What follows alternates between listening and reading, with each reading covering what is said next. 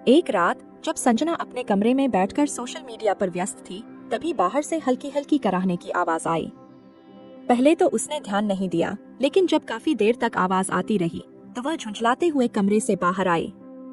उसने देखा कि सुमित्रा देवी बिस्तर पर दर्द से तड़प रही थी। उनका शरीर तप रहा था और उनकी हालत काफी गंभीर लग रही थी। पहले तो संजना थोड़ी असमंजस में पड़ गई। उसे समझ नहीं आ रहा था कि क्या करे। उसने सोचा कि सुबह तक इंतजार कर ले, लेकिन जब सासू माँ ने हिलने डुलने की भी कोशिश की और दर्द से करा उठी, तब संजना को एहसास हुआ कि मामला गंभीर हो सकता है। उसने तुरंत डॉक्टर को फोन किया।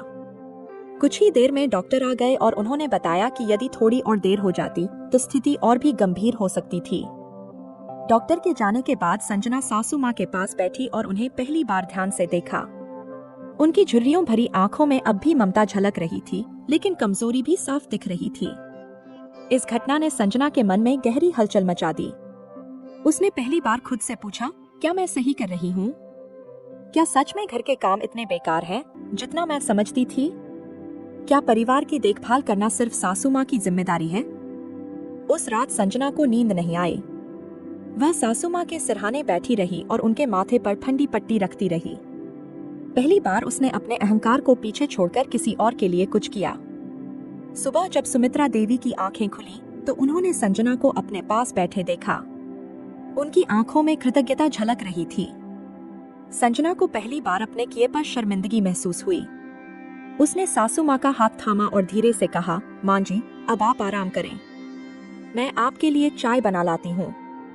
सासू माँ ने मुस्कुराते हुए उसका हाथ थाम लिया। यह पहली बार था जब संजना ने अपने भीतर आए बदलाव को महसूस किया। अब उसे समझ आ गया था कि घर सिर्फ ईंट पत्थर का बना ढांचा नहीं होता, बल्कि उसमें रहने वाले लोगों के प्यार और आपसी सहयोग से ही उसका अस्तित्व होता है।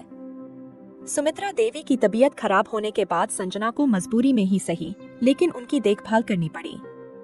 यह वही संजना थी जो कभी घर के छोटे छोटे कामों को तुच्छ समझती थी, जो अपनी सासू माँ की बातों को अनसुना कर देती थी।